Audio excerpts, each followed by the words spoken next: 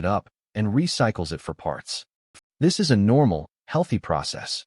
But as we get older, or when we are stressed, this cleaning system gets overwhelmed. The junk builds up. The cell gets so full of its own trash that it stops working. It enters a state called senescence. It becomes a zombie cell. It's not dead, but it's not alive. And it does one terrible thing. It screams. It secretes inflammatory signals that damage all the healthy cells around it, telling them to become zombies, too. This is the mechanism of aging. Wrinkles? That's zombie cells in your skin. Arthritis? That's zombie cells in your joints. Brain fog? That's zombie cells in your brain. They are the source of the problem. Point 2. How autophagy, the cleaning crew, works. So, how do we get rid of them? We activate autophagy. When this system is on, the cell identifies all the junk, the broken proteins, the zombie mitochondria, even viruses and bacteria. It builds a special double-walled trash bag around the junk, called a phagosome.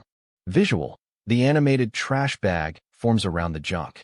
Then, it fuses that bag with a lysosome, which is just a stomach full of powerful enzymes.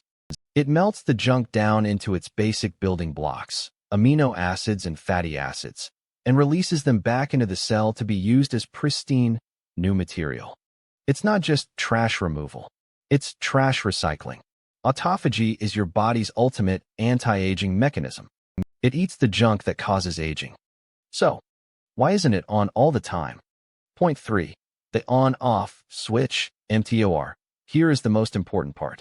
Your body has two states: growth mode, cleaning mode. It cannot be in both at the same time. The main on switch for growth mode is a sensor in your body called mTOR. When you eat, especially protein or carbohydrates, your insulin levels rise, and you signal to mTOR. mTOR wakes up and shouts, "We have fuel. Grow, build, store energy." When mTOR is on, it completely blocks autophagy. It tells the cleaning crew to go home. The body says, "We're busy building a new room. We can't clean the kitchen right now." The problem? Most of us live in permanent growth mode. We eat breakfast at 8 a.m., a snack at 10, lunch at 12, another snack at 3, dinner at 7, a late-night snack at 9. Our mTOR sensor is always on. Our body is always in build and store mode. The trash never gets taken out. The zombie cells accumulate year after year because the cleaning crew is never allowed to work. Point 4. How to flip the switch, the mechanism of fasting. So, how do you turn autophagy on? You have to turn mTOR off. And how do you do that? You remove the signal. You stop eating. This is the mechanism of fasting. When you stop eating for roughly 12 to 16 hours, your insulin levels drop. The growth signal, mTOR, goes quiet. And that's the trigger. The body flips the switch. It says, "Okay, no new fuel is coming in. It's time to clean house." Autophagy turns on. The deep cleaning crew finally comes out. They begin to hunt for the zombie cells. They start eating the broken junk and recycling it for energy. This is not starvation. This is your body's ancient, built-in repair and recycle program. You don't need a 200 cream. You just need a clock.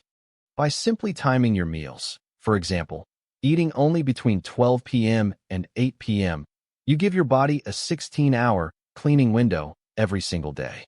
This is how the mechanism works. Aging is the accumulation of cellular junk. Autophagy is the cleaning crew that removes it. And fasting is the switch that calls the crew to work. Your practical takeaway is this: give your body a cleaning window. You don't have to change what you eat.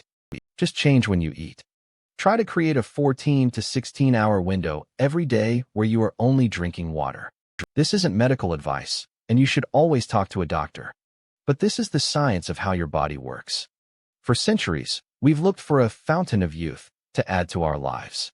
But the mechanism for health and longevity wasn't something to find. It was something that was already built in, just waiting for us to be quiet and let it do its job. This fasting switch controls your body's physical junk. But what about the junk that clogs your brain? There is a separate mechanism, just as powerful, that controls your focus. And it's being hijacked every time you pick up your phone. If you want to learn how your phone is using a 100-year-old gambling trick to steal your attention, subscribe and watch our video, The Dopamine Trap, How Your Phone Keeps You Poor. So, let me know in the comments. Have you ever tried fasting, and what was the first thing you noticed?